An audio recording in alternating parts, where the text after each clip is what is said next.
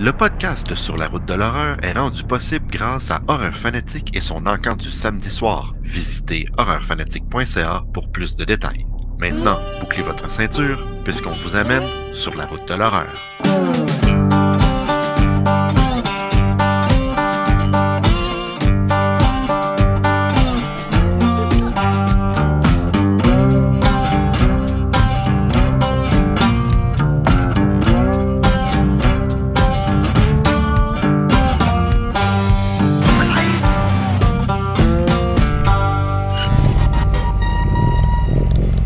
Bonjour tout le monde et bienvenue à Sur la route de l'horreur, le podcast. Je suis en compagnie de Christophe et Guillaume. Comment ça va la gang? Salut! Ça va très bien, merci toi. Oui, je commence à être un petit peu plus en forme, je sais pas, c'est peut-être le café qui m'aide, mais je suis content d'être ici parce qu'aujourd'hui, on a Jean-Louis Colessi et John Capone pour nous parler de leur fanzine, art de cinéma. Ça va être intéressant, ça. Hey! Salut, gang! Ça va? Hey! Oui! On est encore avec la France! Là, on va y arriver à faire des bonnes émissions, enfin. Ouais, puis comme on disait tantôt, t'es un peu plus réveillé, Martin, parce que là, on enregistre, on est le deuxième épisode du matin, le samedi matin, on enregistre avec des invités français, contrairement à d'habitude, qui est le jeudi soir avec une bière. Là, on est le matin avec un café puis des céréales. Fait que là, on pogne le beat, là. Moi, il me semble que ce serait plus simple de faire déménager les Français au Québec pour ensuite les interviewer. John et Jean-Louis, ça va être nos invités, mais avant de commencer, j'aimerais ça faire le tour de table horrifique. Bienvenue au tour de table horrifique!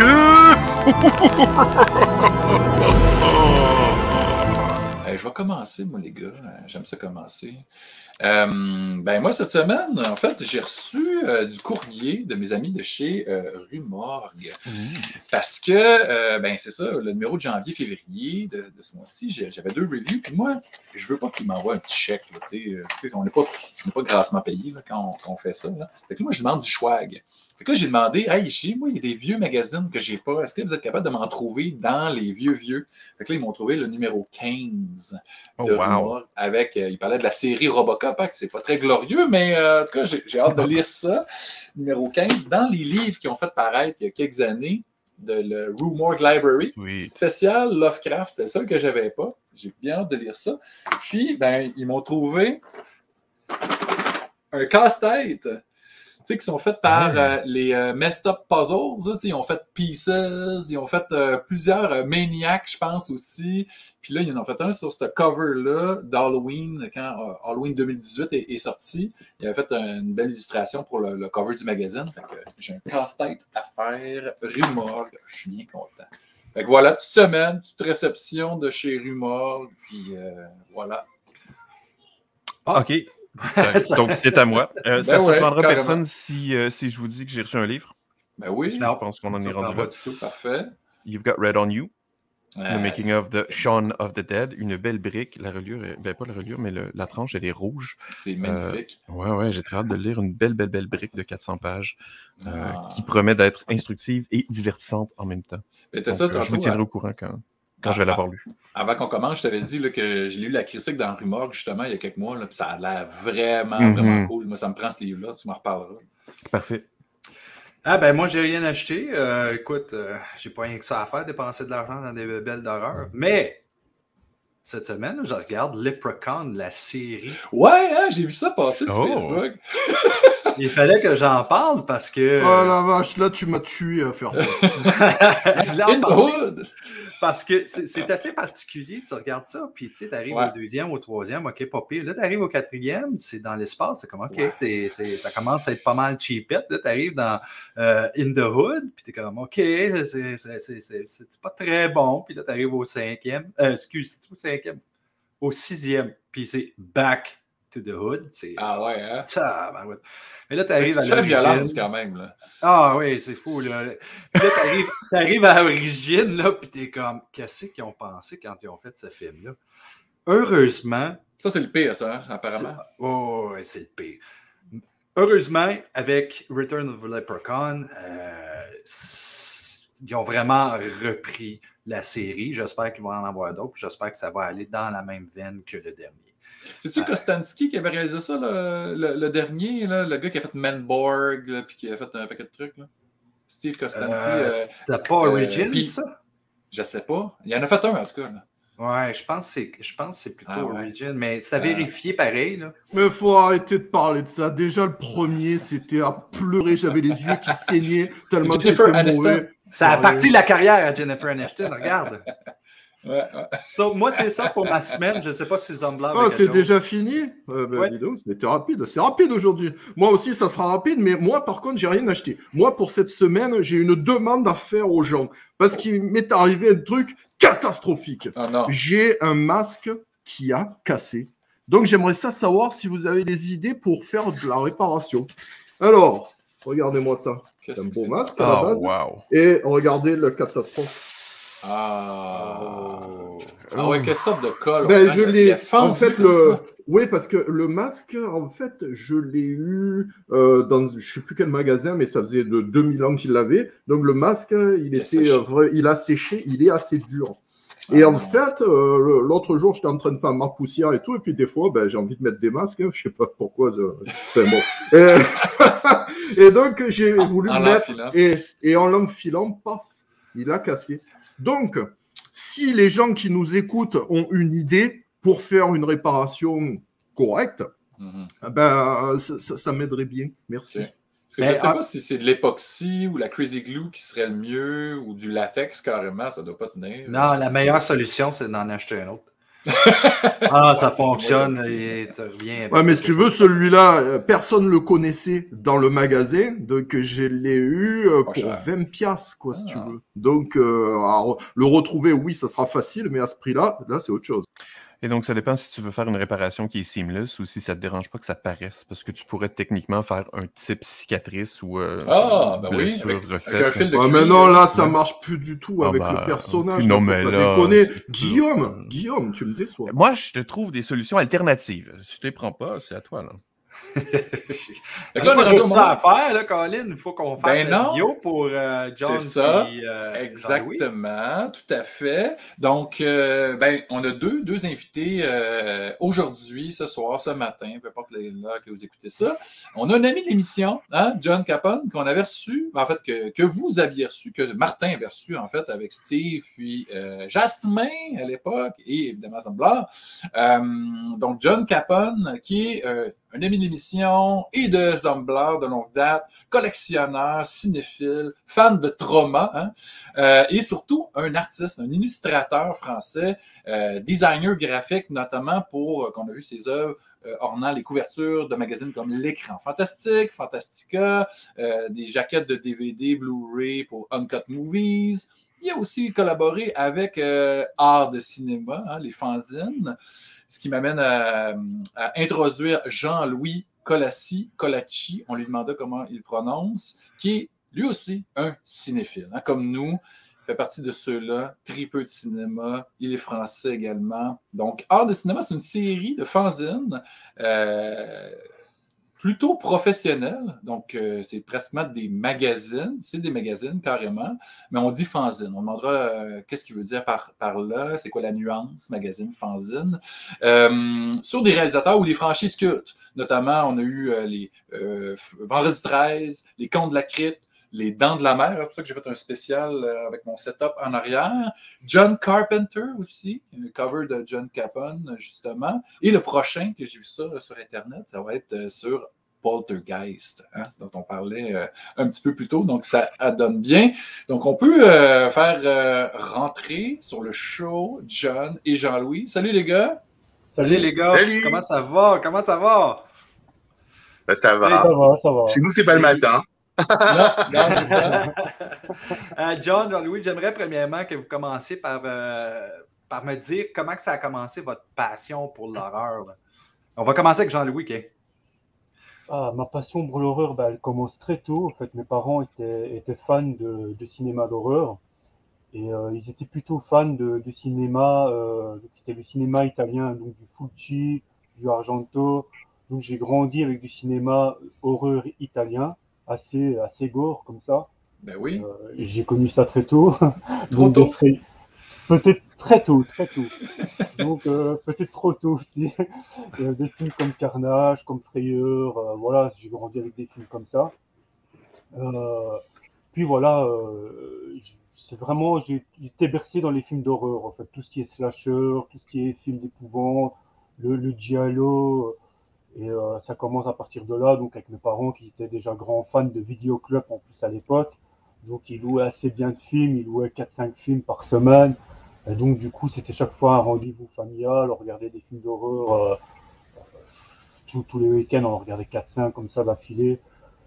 Et puis aussi, il y avait une chaîne chez nous qui s'appelait La 5.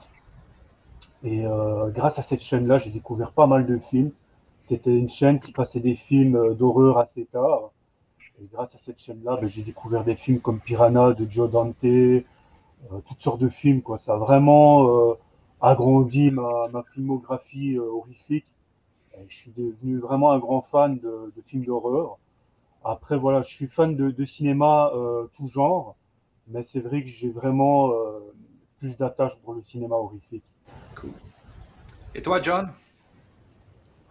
Moi, j'avais 11-12 ans, je sais plus, un truc comme ça, et c'était pareil, je crois que, enfin, nous, on avait la 5 aussi qui diffusait des films d'horreur. On avait la 3 aussi, je crois. Il y avait un soir par semaine où tu avais une soirée spéciale pour les films d'horreur, et il y avait des trucs. Moi, j'ai découvert. D'ailleurs, j'ai découvert l'Exorciste de l'hérétique avant de découvrir l'exorcisme parce que c'est un des premiers que j'ai vu. J'ai vu Poltergeist comme ça, évidemment, que j'ai adoré. J'ai vu plein de films. Ensuite, il y a eu une émission aussi spécialement sur les films d'horreur en France qui était présentée. Alors en Amérique, les gens ont Elvira. On avait une sorte d'ersatz d'Elvira qui s'appelle Sangria en France et qui présentait des films d'horreur aussi comme ça. Et évidemment, je l'ai regardé en France parce que ma famille était absolument contre, bien sûr. C'est drôle parce que je vous entends parler, puis on est à peu près tout à la même âge ici. Et quand on était plus jeune, il y avait une certaine difficulté à trouver des films d'horreur un petit peu plus underground. C'est ça qu'on avait moins accès.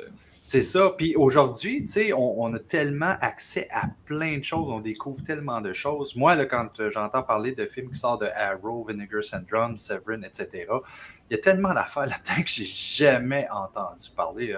Merci, bon Dieu, pour la technologie. Hey, Jean-Louis, la passion pour toi t'a poussé à faire des fanzines. C'est arrivé comment? Puis pourquoi? Pourquoi? Au fait, je commence tout d'abord par ouvrir un groupe Facebook qui s'appelle Art de Cinéma. Et j'ai toujours été passionné au fait de l'époque. Moi, je suis fort nostalgique. J'aime pas, comment c'est devenu aujourd'hui, justement, où on trouve tout facilement, où voilà, on a Netflix, on a plusieurs plateformes qui commencent à naître. Et justement, je suis un peu nostalgique de l'époque des vidéoclubs, où réellement, quand tu voulais voir un film, il fallait que tu te bouges le cul. Donc il fallait que tu ailles chercher ton film, il fallait que tu réserves. Des fois, tu allais au vidéoclub, ton film il était plus disponible. Tu parlais avec le vendeur qui te conseillait d'autres films. Alors aussi, il y avait des jaquettes aussi qui te vendaient du rêve. Donc, finalement, tu louais le film et c'était carrément de la daube. C'était vraiment un film pourri. Mais tu le finissais quand même parce que tu avais pris la peine de te déplacer pour le louer. Voilà, versus Netflix, on fait comme c'est de la merde, puis on change de film. C'est ça. Et à l'époque, en fait, quand tu louais un film, souvent même on t'offrait le 3e gratuit. Donc tu en louais 2 et tu en avais la 3e. Et tu regardais même les 3. Même des fois, tu n'avais pas le temps de voir le 3e film, mais tu t'en foutais. Voilà, c'était du bonus, tu vois. Et je suis fort nostalgique de cette époque. Et j'ai ouvert un groupe où vraiment je suis fortement basé sur les années 80. On a commencé un petit peu à parler de tout, de Carpenter. On fait des thématiques une fois par mois où on passe au peigne fin la carrière d'un réalisateur. C'est John Carpenter, Dario Argento. Et Jean-Louis, justement, vu que tu t'en parles, moi je vais montrer aux gens ce que tu fais. C'est que tu passes quand même de la nostalgie à des trucs comme ça, c'est épais, c'est beau, il y a quelques centaines de pages. Il y a de quoi lire et voir, parce qu'il y a des illustrations. Bon, là en plus, c'est tous les épisodes des Contes de la Crypte. C'est assez hallucinant. Mais il y a aussi le John Carpenter qui est extrême. Franchement, c'est magnifique. Moi, j'ai adoré. J'ai aussi celui, le spécial Vendredi 13, qui est totalement hallucinant. Donc, c'est bien beau de dire, moi, c'est la nostalgie, blabla, mais t'as pondu quand même des trucs pas possibles. Raconte. Du coup, ces trois projets, donc John Carpenter, c'est lié aussi à ma cinéphilie parce que j'ai découvert beaucoup de films horrifiques avec mes parents, mais j'avais pas encore vraiment découvert de grands films. Donc je dis pas que c'est pas des grands films, des films de Fulci ou quoi que ce soit, mais j'ai découvert des films un peu plus sérieux quand je me suis attaqué à la carrière de John Carpenter. Un vrai auteur. C'est vraiment La Chose, donc le film La Chose, ça s'appelle The Thing, donc qui m'a fait vraiment basculer dans un cinéma plus sérieux. C'est grâce vraiment à John Carpenter que je vais devenir le cinéphile que je suis devenu aujourd'hui. Parce qu'en fait, toute sa filmographie, je l'adore. Je suis fan de ce gars. Donc de ce gars qui est... T'es pas tout seul. Yep. C'est vraiment le gars qui prend la société à contresens, qui balance vraiment tout ce qui lui plaît pas dans les films. Et j'ai adoré ce gars. Il fallait que je commence par lui. Puis il touche à tous les genres en plus, là. Il touche à tous les genres, c'est ça. Il passe vraiment du film science-fiction horrifique à l'homme invisible. Il a vraiment touché plusieurs genres. Et donc j'adore ce gars. J'ai commencé avec lui.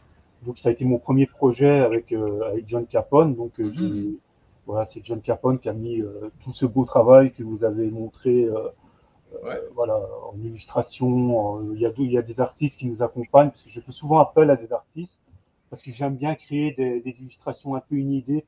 J'aime bien montrer des trucs en plus qu'il n'y a pas dans d'autres magazines. Donc je fais appel à des artistes qui créent des illustrations un peu inédites. Et John Capone met tout ça en page. Il fait un travail magnifique. Puis le côté fan, je trouve que ça connecte super bien. Toi, tu es très fan de cet auteur-là, donc tu écris, et là, tu vas chercher des illustrateurs pour justement faire la même chose, mais au niveau dessin. Donc, je trouve ça génial. Ça. Et du coup, Vendredi 13, c'est pareil. En fait, chez nous, Vendredi 13, c'était un rendez-vous quasiment familial. Il y en a certains, ils sont devant Police Academy. Chez nous, c'était devant Vendredi 13, tu vois. Et Vendredi 13, il a bercé mon enfance parce que moi et mes frères, on regardait tous les Vendredi 13, on était fans. C'est un peu Vendredi 13 et Freddy, ça a été vraiment quelque chose d'énorme pour nous. Ça a été moins Michael Myers. Michael Myers, je l'ai découvert un peu plus tard. Mais Vendredi 13, c'était quelque chose d'important. Pour moi, il fallait vraiment que je le fasse. Et puis, il n'y a pas tellement de choses qui avaient été faites en France sur Vendredi 13. Et du coup, c'était important pour moi de le faire. Tout comme La Crypte que j'ai découvert sur une chaîne française qui s'appelle M6. Et c'était diffusé, peut-être que John va pouvoir m'aider, parce que je ne me rappelle plus, dans les jeudis de l'angoisse. Et on a découvert, je crois. On a découvert les contes de La Crypte comme ça, parce que c'est venu tardivement chez nous, au fait. Et du coup, je suis devenu fan de cette série. Les films, après qu'ils ont fait les longs-métrages, énormes. Il y a de tout. Oui. Dans les contes de la Crypte, il y a de tout. Il y a du sang, il y a du gore, il y a du cul, il y a du tout. Un peu comme dans les Vendredis 13, on a pour tout le monde. Ah, il y a de tout en rafale. Hein? C'est génial. Je pense que le lien que tu viens de faire. Oui. J'aurais pas besoin de le faire. Yeah! Question rafale, Zombla! Est-ce que notre invité saura répondre aux questions rafales?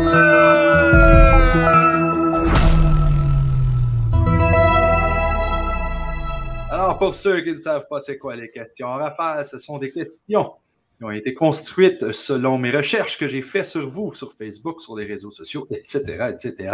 C'est comme un détective privé un peu. Là. Attachez-vous. En gros, vous avez eu un stalker pendant un bout.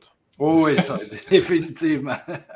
On va commencer avec John. John, si Caroline dans Poltergeist était ta fille, est-ce que tu irais la chercher dans l'au-delà? Oh, évidemment, évidemment. J'ai une passion énorme pour Caroline, le personnage, mais aussi pour l'actrice, qui aurait le même âge que moi aujourd'hui. Ah oui. Et 0. J'ai posé la question à la bonne personne. Question pour Jean-Louis. Si on te demandait de créer un fanzine du film Troll 2 en échange d'une bonne somme d'argent, est-ce que tu le ferais ou aurais-tu peur de détruire la réputation de art de cinéma? Voilà.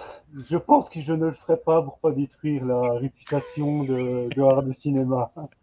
Hey, moi je le ferais, je m'en fous. Toi, John, ça ne m'étonne pas, mais Troll 2 est considéré comme the best worst movie of all time. Je veux dire, ils ont même fait un documentaire, puis ça a super bien fonctionné. Tu sais pas, peut-être que le fanzine serait bon. Puis au pire, tu le fais 2 pages ou 4 pages, plus simple. Le fanzine présente le pamphlet Troll 2. Question pour John. Si la créature du lagon noir était un schtroumpf, quel schtroumpf serait-il? Je suis en train de penser une connerie, pardon. Le schtroumpf vert. Non, je pensais au schtroumpf qui pue. Le schtroumpf humide.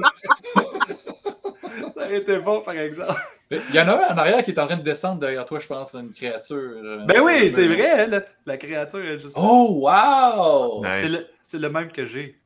Ah ouais, t'as ça? Ah, nice. Wow. Et ouais. C'est vraiment une belle pièce. Il est au-dessus de ton lit. Il est au-dessus de mon lit. Et là, je vous ai posé devant mes DVD. Nice. Ouais. Très cool. Ah, puis la France a vraiment des belles copies. Des fois, le Zumblard nous montre des choses incroyables, là, comme sa maison de Métiville. Wow! Question pour Jean-Louis. Tu dois répéter le nom suivant 5 fois le plus rapidement possible. Est-ce que tu es prêt? 5 fois le plus rapidement possible. Okay. Le nom, c'est Jean-Louis Gravina, Jean-Louis Lerodana. Même moi, j'ai du mal à le prononcer. Alors, Jean-Louis Colas... Non, répète-moi là si tu veux. Moi, j'ai Jean-Louis Gravina, Jean-Louis Lerodana. Alors, Jean-Louis Gravina, Colassi Loredana. Jean-Louis... Non, j'y arriverai pas. Question pour John. Peux-tu nous chanter un bout de la chanson Chipula Tata? Bien sûr. Je suis ton beau Chipolata, Chipolata, Chipolata, lavabo. Je suis ton grand Chipolata, Chipolata, Chipolata, lavabo. Je suis ton grand Chipolata, Chipolata. Voilà. J'étais vraiment curieux de savoir c'était quoi cette chanson-là. Bravo, c'était une très bonne chanson. Ouais, puis ça vient de où cette chanson-là? Pourquoi on chante ça? Là? Je fais mes recherches. Tu t'occupes de tes choses, Christophe. Moi, je sais de quoi je parle. Okay. Et John aussi. Question pour Julien. Si on t'offrait 10 000 € pour ne plus jamais écouter de films produits par Disney, est-ce que tu accepterais? Pour Julien, j'ai de Jean-Louis, excuse-moi. J'accepte. T'acceptes? J'accepte. C'est bon. Question pour John. Avec quel personnage te compares-tu dans la série télé Rick and Morty? Voilà. Alors, j'adorerais être Morty, tu vois. Mais je pense que je serais plus comme le père, en fait, malheureusement. Je suis un putain de pilote. T'es un Jerry? Ouais, c'est ça. Question pour Jean-Louis. Oui, Jean-Louis, tu dois éliminer une série entre Fast and the Furious et Ghostbusters. Quelle série choisis-tu et pourquoi? Oh, ça se pose même pas. Fast and Furious. Ah, ouais, ok. Parfait, j'espère. Je garde Ghostbusters, obligé. Oh, oui. John, est-ce que tu engagerais Toxic le Ravageur pour laver tes planchers à la maison? Mais il est là. Et voilà. Il est en train de faire des planchers. Au moment où tu me parles, il est en train de nettoyer. Allez, retourne-y. Mais à cette grandeur-là, ça va prendre du temps avant qu'il les finisse. Ah ben, ça met du temps. Jean-Louis, C.G. Graham est le meilleur acteur à avoir joué Jason Voorhees. Vrai ou faux et pourquoi? J'ai beaucoup d'affection pour C.G. Graham, mais pour moi, c'est l'acteur du 4 qui l'a le mieux interprété parce qu'il l'interprète d'une façon nerveuse. Et en plus de ça, il me semble que je le vois courir pour la première fois dans le film. Et ça m'a énormément effrayé que Jason court. Et donc, du coup, j'ai bien aimé l'interprétation du 4e film, donc de l'acteur du 4e film, mais j'aime énormément C.J. Graham. Donc, je mettrai l'acteur du 4e et puis C.J. Graham direct. C.J. Graham, il a fait lequel? Le 6e, Jason Lives. Le 6, ah. Mon Jason favori. John, le lycée Toulouse-Lautrec est l'endroit parfait pour tourner quel genre de film d'horreur? À l'époque où j'y étais, c'était plus parfait pour tourner un film de cul, puisque j'y ai vécu, mais... Il a déménagé depuis le lycée, donc non, je sais pas, un genre de teen movie horrifique. Ça pourrait être très drôle. J'adore voir des jeunes se faire dépiquer en morceaux. À poil, c'est encore mieux. Ben voilà, un film de cul qui tue. Jean-Louis, si tu pouvais emprunter la DeLorean pour voyager dans le temps, quelle serait ta destination?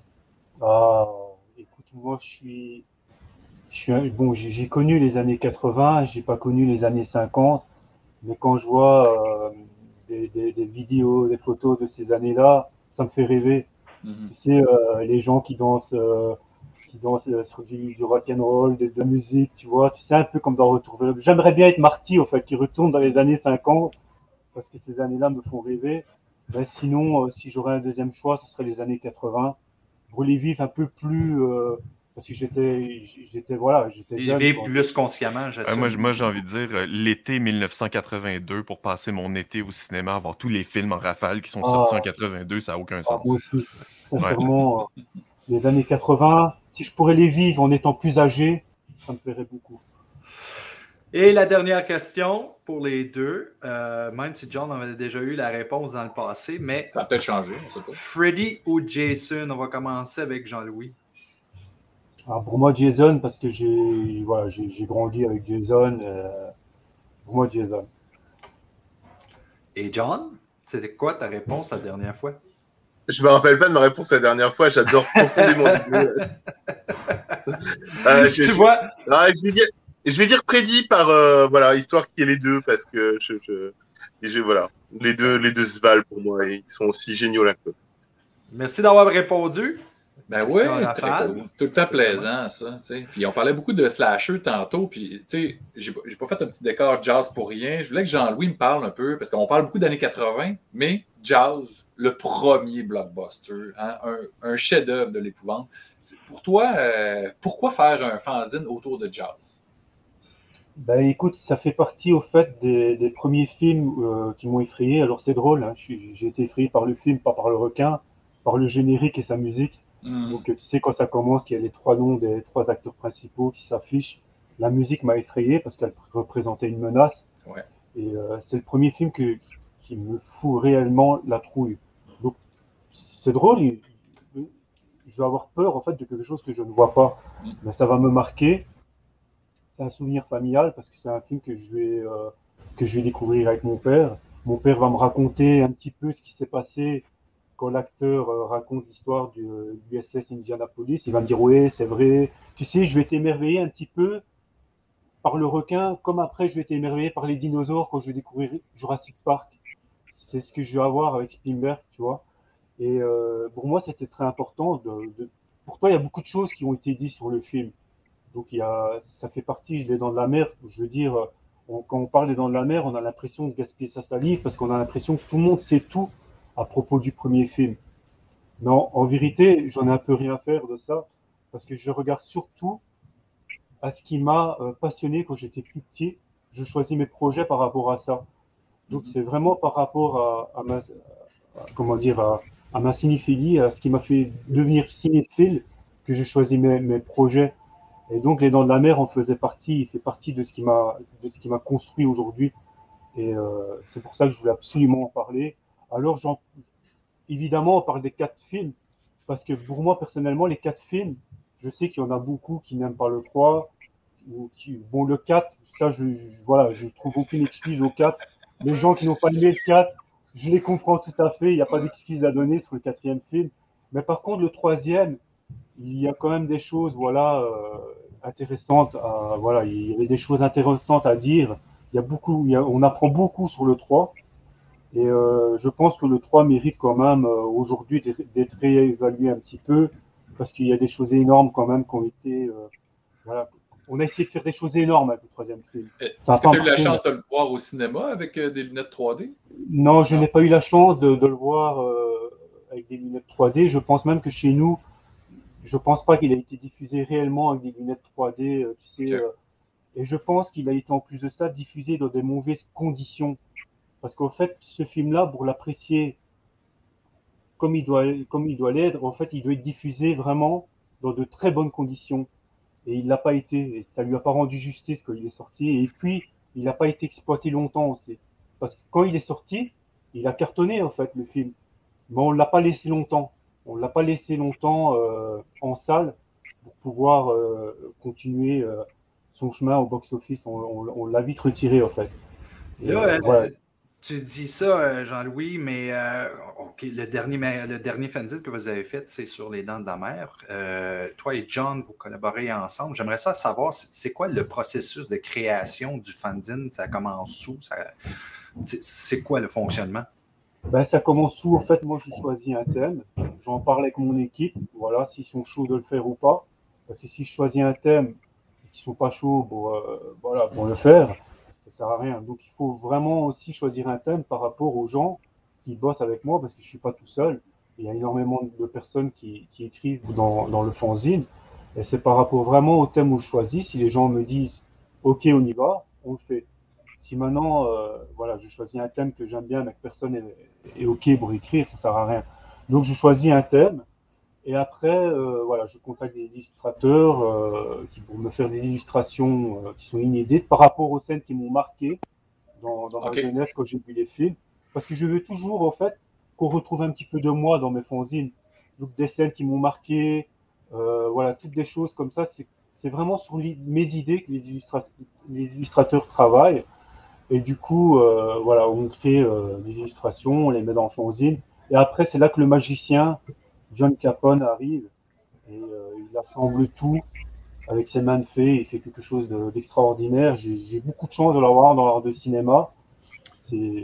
Question, parce que là, depuis tout à l'heure, c'est bien beau, là, ton histoire.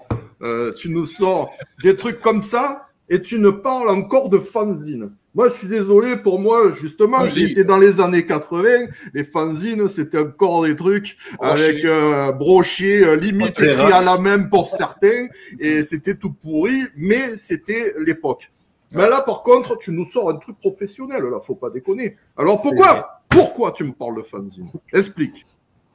Alors, ça reste un fanzine parce qu'en fait, c'est quelque chose qui est édité à très peu d'exemplaires. Donc, ça reste toujours un fanzine parce qu'en plus de ça, on n'est pas professionnel, on est des fans. Et donc, on est des fans qui créent un produit, un objet pour des fans. Et donc, quand c'est imprimé, on l'imprime en très très peu d'exemplaires. On ne dépasse jamais les 200 ou 300 exemplaires. Et c'est déjà très bien pour un fanzine, attention. Hein. Mais voilà, en fait, ce qu'il y a, c'est qu'aujourd'hui, les fanzines ont beaucoup évolué. C'est plus comme dans le temps, où dans le temps, ça ressemblait quasiment à des gazettes, en fait. Et aujourd'hui, ça a énormément évolué. Les fanzines ressemblent de plus en plus à des magazines, en fait. Et du coup, ben voilà, en plus, comme moi, je fais appel à des illustrateurs, j'ai la chance d'avoir encore une fois John Capone, qui est un grand habitué dans ce genre de choses, à travailler avec moi pour mettre tout ça en place. Ça ressemble de plus en plus à quelque chose de professionnel, mais ça reste toutefois des fanzines.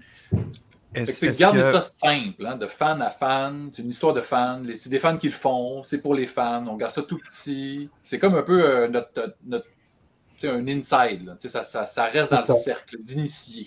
Mais est-ce qu'il y aurait une opportunité dans le futur pour peut-être contacter des éditeurs pour rééditer ces fanzines-là, mais sous format livre, ou même faire un recueil avec tout dans un seul tome? Est-ce que c'est quelque chose qui serait intéressant pour vous? Moi, j'aime bien de rester comme ça, dans l'auto-édition. Des fois, ça travaille mieux quand c'est indépendant. Excusez, on peut revenir à ce sujet-là, mais j'aimerais ça demander à Guillaume de faire sa salade cervicale. Zomblar, pas moi ça. Ah ouais, OK. Silence sur le plateau. À 3, 2, 1, et action!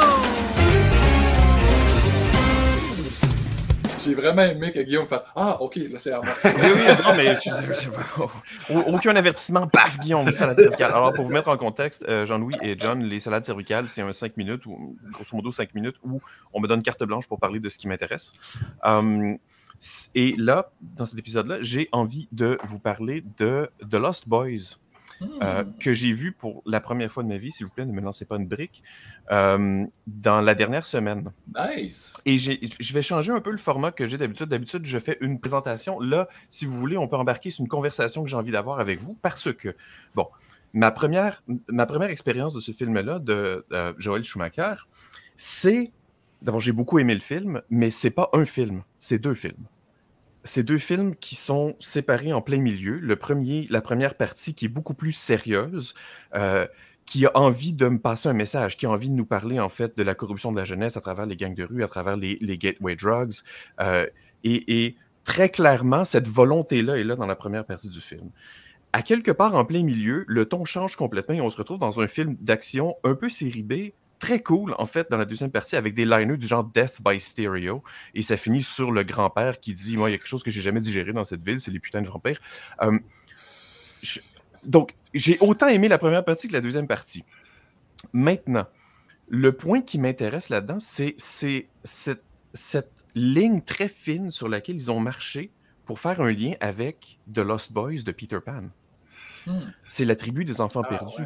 Ouais. Et ils en viennent jusqu'au point où, éventuellement, le personnage de Kiefer Sutherland va jusqu'à dire si tu te joins à nous, you will never grow old, you will never die.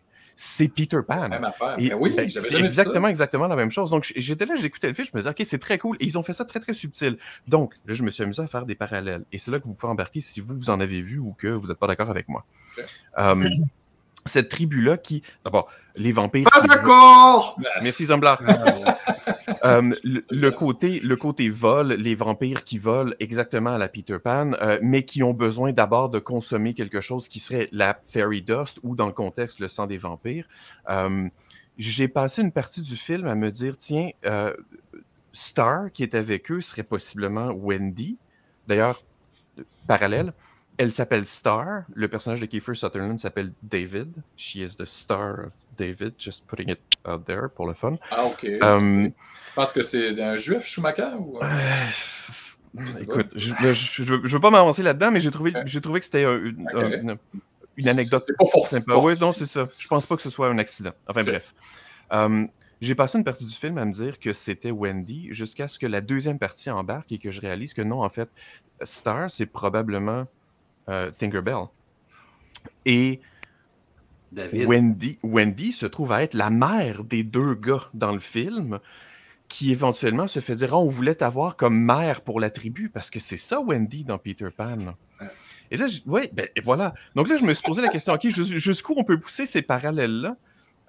Est-ce qu'on pourrait arriver à dire que, OK, mais donc les 2 jeunes là, qui se prennent pour des commandos, qui éventuellement finissent par être des commandos, est-ce qu'on pourrait dire que ce sont potentiellement les pirates qui se battent contre la tribu de Peter Pan? Et dans le contexte, si c'est bien ça, ça voudrait dire que c'est un des rares retellings de Peter Pan dans lequel les pirates gagnent. Et c'est très cool et je suis très content de ça. Donc c'est ça, je veux dire, c'est un peu l'approche que j'ai eue par rapport au film. J'ai trouvé ça... Vas-y. Et ton psy, il en dit quoi? Il encaisse le chèque et il est mort de rire. mais qu'est-ce qui est fun avec... Oui, vas-y. C'est hyper intéressant, vraiment. Je trouve que moi j'ai vu le film. Alors il y a quand même quelques années de ça, hein, je t'avoue, donc j'ai un peu dormi dessus. Mais vraiment, je suis curieux de le revoir avec ton point de vue parce que ouais, j'aurais jamais pensé à un parallèle pareil. Et c'est génial, vraiment, bravo. J'adore l'analyse. C'est drôle parce que je reverrai en repensant à ça en fait, vraiment. Exact. Guillaume, il m'avait dit, est-ce que les gens ils savent que Lost Boys ont un parallèle avec, puis là, j'ai dit Peter Pan. Il dit oui. Toi, tu le savais, toi. Okay. Oui, moi je le savais, mais j'ai dit pas vraiment. Je pense pas que les gens ils le savent. Il dit je ne ferai pas de bord là-dessus, ma salade cervicale. Je dis non. Fais-les justement parce que le monde ne le savent pas, tu sais. Mais c'est ça. Et oui, je pense juste, entre autres, au refuge des vampires. Ça me fait penser énormément au refuge de Peter Pan. Je veux dire, ils sont tous placés à la même place. C'est là qu'ils dorment, etc., qu'ils mangent et tout. Et eux autres, les vampires, sont là exactement pour la même raison que les enfants perdus. Ils sont là pour s'amuser, c'est tout. Ils ne veulent pas grandir. Eux autres, ils veulent rester jeunes tout le temps. Alors oui, je comprends très bien ce que Guillaume nous dit. C'est tout à fait Peter Pan. Mais oui, puis comme John disait, moi, je suis vraiment content que tu fasses ce parallèle-là, Guillaume, parce que j'en parlais cette semaine, pour vrai, le gros hasard avec ma blonde. Hey, il me semble que je serais dû pour écouter Génération perdue, version française. Moi, je l'ai en cassette. Puis, mais tu vois, en français, ça perd tout son sens. Oui, ben c'est ça, exact. Ils l'avaient pas vu. Le traducteur, il avait pas pensé à ce lien-là. Mais en même temps, cette traduction-là donne un peu de jalon à mon interprétation de la première partie du film c'est à propos de la corruption de la jeunesse. Donc, Génération perdue, ça parle de ça.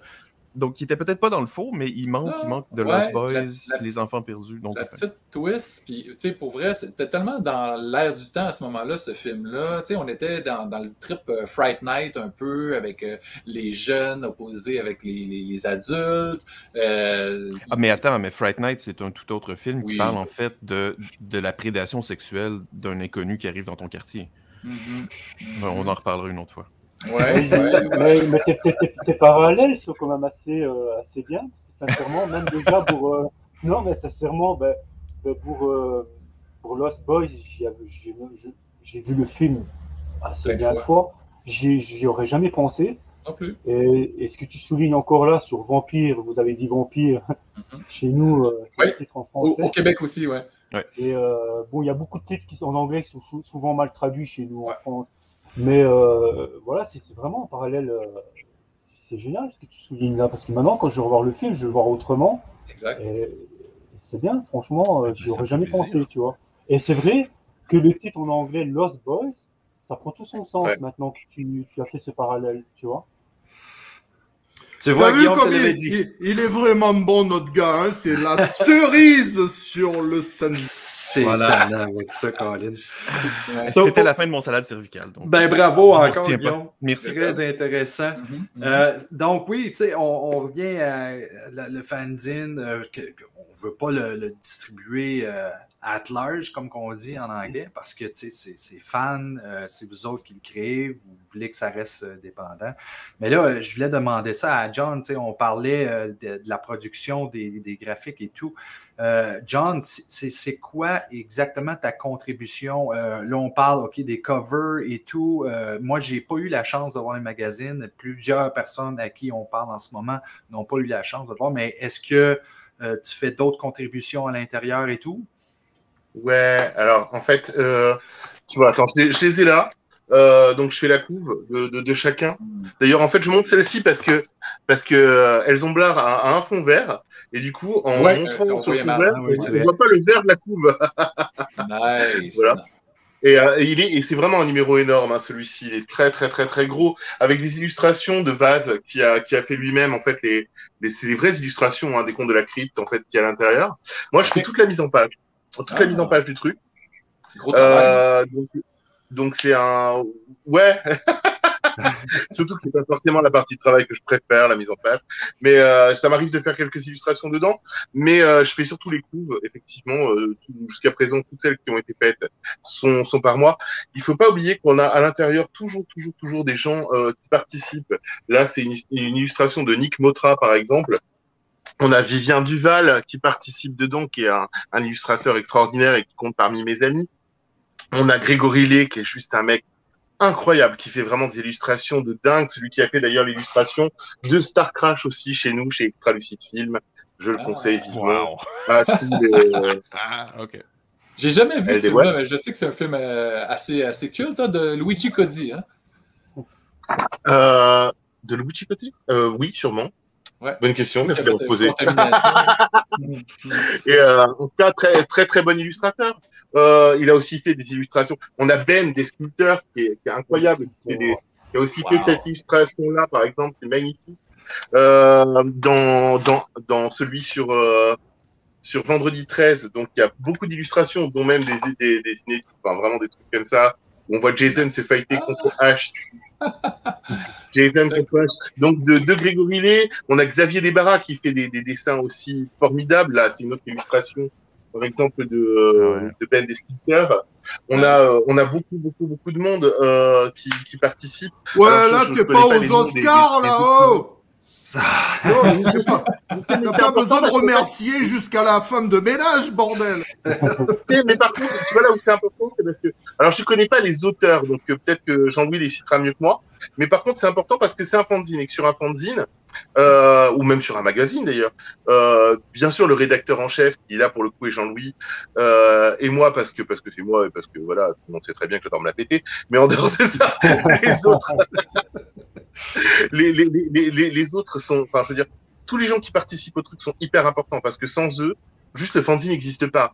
Et en plus, c'est un truc de qualité. L'idée qu'a eu Jean-Louis de faire appel à des intervenants extérieurs, bon, pour écrire, c'est normal, mais pour illustrer le magazine, le fanzine, c'est juste formidable, parce que justement, outre les photos qu'on aura peut-être déjà vues 100 fois sur Internet, outre les textes bon, effectivement, reprennent plus ou moins ce qu'on a peut-être déjà lu ailleurs et peut-être avec de nouvelles choses. Il y a des interviews d'ailleurs de plusieurs acteurs qui jouent dedans avec des anecdotes qu'on a vues nulle part ailleurs et ça, je trouve ça génial. Mais il y a aussi et surtout des illustrations qui sont justement qui sont inédites. Et je trouve ça, enfin moi personnellement, je trouve ça assez extraordinaire. Et en plus, c'est un plaisir à mettre en page justement en partie grâce à ça. Puis, je me demandais, moi, ma question était, comment vous êtes venus à travailler ensemble? Comment vous êtes rencontrés, vous deux? C'est John. John, tout le monde connaît John là-bas. Là, j'ai une bonne anecdote quand même, parce que moi, j'ai découvert John à l'époque grâce au Blu-ray Elvira. Donc, il y a un Blu-ray qui est sorti chez Backfilm, si je ne me trompe pas, de Elvira. Ah oui, John en parlait dans l'entrevue qu'il a faite avec les gars de Sur la route, là. Ouais. C'est ça. Et il a fait l'illustration. Et il a fait des illustrations à l'intérieur. La couverture, c'est pas lui, mais il a fait des illustrations à l'intérieur. Et il aimait tellement le film, en fait, qu'il n'a pas voulu faire la couve de devant. Je le comprends. Parce que des fois, quand tu as un projet que tu aimes tellement bien, si tu fais le truc toi-même, tu es constamment à regarder. Tu sais que toi, tu connais les défauts que tu as fait. Et tu es constamment, chaque fois, en train de regarder, ouais, mais ça, j'aurais dû faire autrement. Il n'avait pas voulu faire la couve. Et donc, du coup, je l'ai découvert grâce à ça. Et puis, je l'ai contacté. On a sympathisé. Il a été le gars qui a fait notre première interview sur notre chaîne YouTube. Et il a fait aussi notre bannière à l'époque, notre bannière de notre groupe. Et puis voilà, après il y a une amitié qui s'est installée, on a commencé à discuter Cinoche et tout ça. Des fois on rigole, on se dit des conneries. Et puis bon, tout bonnement, quand j'ai voulu lancer le fanzine, c'était juste une chance qu'il accepte déjà de nous faire les couves. Mais en plus de ça, de nous faire la mise en page, parce que nous, on en est très fiers d'avoir quelqu'un comme lui qui bosse avec nous, quoi. Ah ben, très cool, très cool. J'ai une question super rapide. Est-ce qu'il vous reste des copies de tous ces fanzines-là si jamais quelqu'un comme moi voudrait mettre la main dessus? Moi, j'en ai dans ma collection personnelle parce que j'en garde toujours 4-5 pour la famille. Parce que pour le moment, avec le confinement, j'ai pas eu la chance de voir encore toute ma famille et d'en distribuer aux gens proches. J'en garde toujours quelques-uns. Mais voilà, s'il y a vraiment quelqu'un qui en voudrait un exemplaire, j'en ai toujours 4-5 en stock. Et je peux en fournir un ou deux pour faire plaisir. Mais sinon, j'en ai pas pour distribuer à tout le monde. Non. Okay. Mais je prends note. John Carpenter, je m'en allais dire la même chose. On va se battre. On va se battre. On est tous des fans. Hey, John, as-tu une anecdote par rapport à votre projet de fanzine? Mais avant que tu dises ton anecdote, il faut mettre une vidéo. C'est ça, parce que là, c'est n'importe quoi, les gars. Hein? Comme d'habitude. Anecdote, c'est le temps de l'anecdote.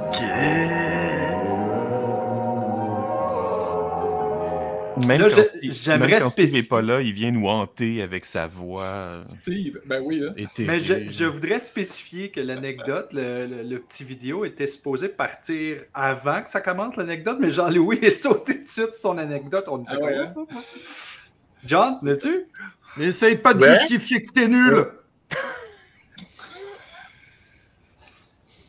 Non, il y a une anecdote sur le fanzine. Ouais. Ouais, si ça t'inspire, Euh, si tu peux être autre chose.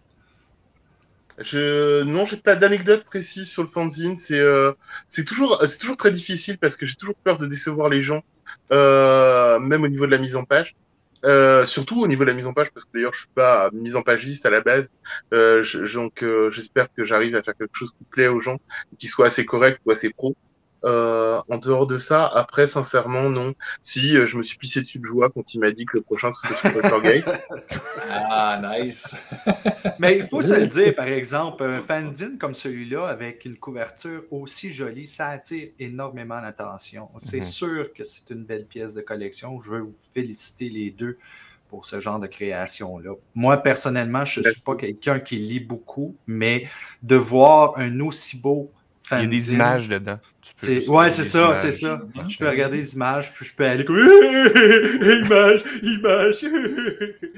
Mais je voulais vous demander cette question-là. On parlait de vampires tantôt. Est-ce que ça fait partie des futurs fanzines, un spécial vampire, un film en spécifique? J'ai une interview de, si je reviens sur son nom, de Sarandon, Sarandon, qui fait, je l'ai, j'ai l'interview qui est là. Maintenant, j'ai été malin parce que je lui ai posé plusieurs questions par rapport à son rôle de Chucky. Chucky, ben oui. Et aussi de Vampire, vous avez dit Vampire, parce que voilà, il faut énormément de contenu pour pouvoir faire un fanzine. Donc, c'est-à-dire que tu peux pas faire. J'ai énormément envie, par exemple, de faire les Critters. Est-ce que je vais pouvoir le faire avec 3 ou 4 films qui ont été faits? Parce que voilà, 3 ou 4 films, ça permet pas de faire un livre complet de 100 pages. Il faut quand même du contenu. Et donc, je ne sais pas si les vampires, je vais le faire un jour. Mais par contre, j'ai une belle anecdote. C'est quand j'ai commencé à faire mes fanzines, le premier projet que je lance a été Carpenter. Donc, je fais une campagne participative. Et pour moi, de mon côté, je pense pas que ça va fonctionner. Du coup, quand je lance la campagne, je me dis, ouais, ça marchera jamais. Personne nous connaît, qui va nous faire confiance. Et du coup, après, je vois que la campagne, elle commence à démarrer. Je contacte John, je dis, écoute, John, voilà, j'ai lancé un fanzine. Et il me dit, ok, très bien. Il me dit, bah, c'est cool, ça commence à marcher et tout. Il dit, dis-moi, est-ce que tu as un correcteur? Je lui dis non. Est-ce que tu as un maquettiste? Non, c'est quoi un maquettiste? Et là, il commence à rire. Ben, il dit, en fait, tu as lancé le projet sans savoir. Je lui ai dit, ben ouais, exactement. En fait, j'ai lancé le projet sans savoir comment on faisait un fanzine. Donc, je connaissais rien au début. En fait, quand j'ai lancé mon projet, je savais pas qu'il fallait un maquettiste, je savais pas qu'il fallait un correcteur, je savais pas qu'il fallait ci ou ça. Je savais rien de rien, en fait. Et c'est John qui m'a dit, bah écoute, la maquette, il n'y a pas de problème. Je déteste faire les maquettes, qui me dit, mais je vais la faire. Et donc du coup, voilà, ça a vraiment débuté. Ça a été drôle parce qu'on a commencé à faire des fanzines sans savoir comment ça se passait, en fait. On a appris sur le tas. On verra après, hein? On embarque, on lance le truc, puis voilà. DIY. Mais n'empêche que voilà, on en rigole aujourd'hui, mais ça nous a causé énormément, en tout cas à moi, et au gars de mon équipe, que je citerai après. Faut surtout pas oublier, faut surtout pas que j'oublie de les citer parce que c'est très important. C'est comme John l'a dit tout à l'heure, sans eux, rien n'existerait. Et on en rigole maintenant, mais ça a été une source énorme de stress pour nous tous. Et même les contes de la crypte, parce que comme tu peux voir, le fanzine est assez épais. Ça a été vraiment très dur à mettre en page, très dur à créer. Ça a été difficile. Ben, parle-nous-en donc de tes collaborateurs, justement. Là, si tu veux les citer. C'est tous des passionnés, en fait. C'est tous des gens qui sont passionnés, qui travaillent avec moi sur le groupe Facebook Art de Cinéma, où chaque mois, on parle d'un réalisateur, on fait une thématique, on parle de sa filmo. C'est tous ces gens-là, en fait, qui écrivent, qui font des textes pour les fanzines. Donc, je l'ai nommé. Il y a Eddy Maté, il y a Justin Duclos, il y a Samuel Blanc, il y a Julien Dubreuil, il y a Noémie Torrea, il y a Mickaël Guillaume, il y a Jean-Marc Monas, il y a énormément de gens. On est tellement que j'ai peur d'en oublier, tu vois, j'aurais dû prévoir une liste avec tous les noms. Et, je pense que j'oublie personne, mais bon voilà, j'ai vraiment cité les principaux. Et tous ces gens-là ont écrit avec moi, on fait ces fanzines. C'est un travail d'équipe. C'est vraiment un travail d'équipe. Et sans eux, rien ne pourrait. Ça n'existerait pas aujourd'hui. Moi, j'avais une question par rapport à tout le projet, tous les sujets confondus. Ça serait quoi la plus belle rencontre que tu as fait avec un artiste, un acteur, un réalisateur à date, jusqu'à maintenant?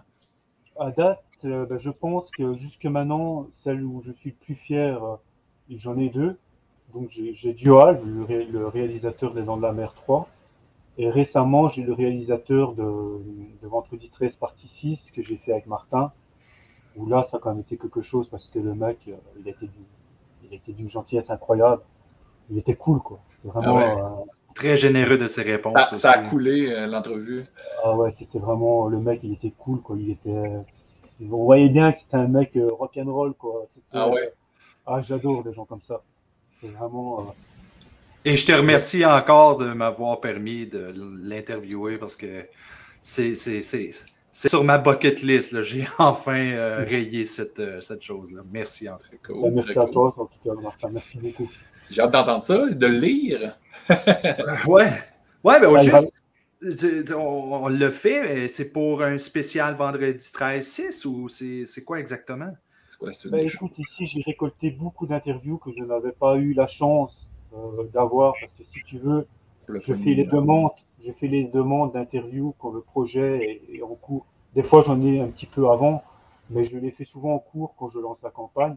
Et bon, les vedettes mettent souvent du temps à répondre. Et souvent, quand ils mettent du temps à répondre comme ça, le projet est déjà sorti. Tu as la réponse, oui, je veux bien participer, mais trop tard, il y est déjà fait. Et donc, du coup, quand j'ai qu'une personne qui revient après, je me dis tant pis, je garde l'interview pour moi. Mais ici, bon, vendredi 13, j'en ai eu 4, 5, 6. Oh, tome 2. Ouais, et donc, peut-être, est-ce que je vais pas plus tard faire une édition un peu plus grosse. Ah, ok. En rajoutant, bien sûr, des éléments, de tout ce qu'on a appris dans ces interviews-là, faire quelque chose de plus balèze, de plus costaud. Mais là, tantôt, tu parlais de faire peut-être un fanzine sur Critters. Est-ce qu'on va avoir le droit de parler avec Leonardo DiCaprio? Alors, souvent, ces genres de vedettes, j'arrive pas à les obtenir, parce que voilà, c'est souvent, j'arrive à obtenir des vedettes, mais voilà, quand c'est trop, c'est vraiment compliqué. Par exemple, pour Evil Dead, j'aurais voulu avoir Bruce Campbell. Voilà, malheureusement, je ne l'ai pas eu. Ça aurait été un rêve de l'avoir. Martin, il le connaît un peu. Hein. Oui, c'est ça. Je serais capable de l'avoir de même. C'est incroyable. Non, on a eu de la difficulté à l'avoir pour le documentaire. Clair. Je suis pas mal certain que j'aurais de la difficulté à l'avoir pour Jean-Louis. Je pensais, justement, on parle de Bruce Campbell. Tu voulais avoir Bruce. C'est-tu pour la majorité de ses œuvres ou c'était pour Evil Dead? C'était plus spécialement pour Evil Dead, mais personnellement, je lui aurais demandé... je lui aurais posé des questions par rapport à sa carrière ensuite, parce que c'est vrai quand on parle de Bruce, on a souvent H en tête. En fait, on ne le voit que dans H, mais il a eu quand même quelques bons rôles aussi. C'est un des plus beaux Elvis que j'ai vu dans toute ma vie. Oui, Boba Hotep. C'est ça. Et puis il a aussi joué dans Fargo. Il a eu des rôles un peu plus sérieux. Dans les Maniacop. Oui, c'est vrai. Ouais. C'est vrai qu'on lui pose souvent les questions par rapport à Evil Dead. J'aurais voulu lui poser des questions par rapport aussi au restant de sa carrière et voir pourquoi aussi il n'avait jamais essayé de tenter de faire autre chose. Peut-être qu'aussi Evil Dead lui convient, en fait, sa carrière elle lui convient comme ça. Peut-être ça lui permet, je pense qu'il en vit très bien de sa carrière. Il a tourné les Evil Dead, les conventions, tout ça. Il a été typecasté quand même aussi, quand justement ton rôle, c'est H. Après ça, c'est difficile de faire du drame. Les frères Cohen, ils ont donné sa chance un petit peu, mais parce qu'ils ont travaillé sur les premiers aussi. Dans Darkman, il a un rôle incroyable. À la fin, hein, c'est sa face. Là. Mais son autobiographie, le titre de son autobiographie, on dit beaucoup Confession of a B-movie actor. Le gars s'assume complètement. Là. If Chins could kill. Chins could kill. Ouais. Il n'y a pas vraiment le choix. Écoutez, on est à la fin de l'émission. Je vous remercie beaucoup, Jean-Louis, John. C'était fun. J'aimerais ça que vous restiez. Arrête. C'est quoi les prochains numéros? Mais il y a Poltergeist. Ouais, mais et qu'est-ce qui va être annoncé pour plus tard, là? Moi, je veux savoir. Je veux des exclusivités ici, oh! Je peux en balancer quelques-uns. Je ne sais pas si tous mes projets vont se concrétiser en tout cas. Moi, ce que j'ai en tête, voilà, j'ai plusieurs numéros. J'aimerais bien un spécialiste Liam Neeson, parce que j'adore ce mec. Il y a l'inspecteur Harry qui va. Là, on est en train d'écrire, donc je peux quasiment dire que ça va se concrétiser. Il y a Poltergeist qui est fait. J'ai fait quelques recherches sur un acteur qui m'avait effrayé à l'époque, Julian Beck, qui a interprété le rôle du révérend dans le 2. Ça m'a donné quelques angoisses. Je me suis dit, tiens, pendant que je suis en train de faire Poltergeist, j'espère qu'il va rien m'arriver. Je sais qu'il y en a beaucoup. La malédiction, hein? Voilà, la malédiction, j'espère pas en faire partie. J'ai eu un coup de frayeur d'ailleurs en cherchant dans un petit peu de documentation sur Poltergeist. Et des fois, j'ai des coups de frayeur. Donc, j'espère qu'il m'arrivera rien, les gars. Oui, parce que tout le monde connaît la malédiction de Poltergeist. Hein. On ne voudrait pas te retrouver dans un cercueil. Écoute, après, il y a John qui va avoir à mettre tout ça en place. Espérons qu'il lui arrive rien non plus. Ni aux gars de mon équipe qui ont écrit dedans, d'ailleurs. Je peux pas aller plus loin dans le restant de mes projets parce que je sais pas, j'en ai plein en tête, Critters et tout ça. Mais moi j'ai essayé de te convaincre d'un projet qui ferait d'ailleurs un truc assez épais et que j'adorerais qu'on fasse. Évidemment, vous vous doutez un peu, un projet sur la trauma. Ce serait génial parce que chez nous, on n'a pas de fanzines qui ont mis ou de magazines ou même de livres d'ailleurs avec en tête la trauma. Et pourtant, merde, la trauma, elle est connue chez nous aussi, quoi. Et ce serait vraiment top. Puis Lloyd, c'est un francophile fini. Lloyd, il est souvent à Cannes, tout ça. Il aime la France. Puis on le connaît bien. Mais j'ai rencontré en plus, oui. Oui, on l'a tous rencontré, on l'a eu sur le podcast aussi. Jean-Louis, oui, votre émission est géniale, je l'ai repartagée il n'y a pas longtemps d'ailleurs. Oui. En tout cas, si tu veux faire ça sur la trauma, là, tu nous le dis, puis moi, ça me ferait plaisir d'écrire pour ça aussi. Écoute, depuis qu'il m'a mis ça en tête, j'y réfléchis chaque jour. À chaque fois, je pense, quand je fais mes recherches, j'ai la trauma en tête. Et puis Toxic Avenger, quoi. C'est un film avec lequel j'ai grandi aussi. Donc pourquoi pas, il est dans mes petits papiers pour le moment. Et et puis si je le fais, ça sera vraiment grâce à John parce que c'est lui qui m'a lancé l'idée. C'est certain que c'est une bonne idée. Ouais. Donc, on finit ça là-dessus. Si vous pouvez rester avec nous après, les gars, pour faire un petit beau Patreon, ce serait le fun. J'aimerais, comme d'habitude, vous remercier d'avoir participé. J'aimerais remercier Horreur Fanatique d'être nos commanditaires. Sans eux, on ne pourrait pas faire ce qu'on fait. On vous rappelle toujours qu'on est sur YouTube, sur Facebook, on est dans toutes les plateformes podcasts qui existent, on est partout, vous ne pouvez pas nous manquer. Et maintenant, j'aimerais inviter l'incroyable, le seul et unique, El Zomblar pour la fin. C'est moi! Alors, déjà, comme toujours, je remercie les amis, hein, celui qui est là, exact, hein, et puis celui qui est là. Ils sont parfaits, il faut continuer comme ça, les gars. Hein. Alors, une petite dernière pour la route. Une facile, vous allez la trouver, c'est évident, alors donnez pas la réponse, ok? C'est pour ceux qui nous écoutent. Okay. Est-ce que vous savez pourquoi les vampires préfèrent prendre la route en dehors des heures de pointe? C'est simple, c'est parce qu'il y a une bonne circulation.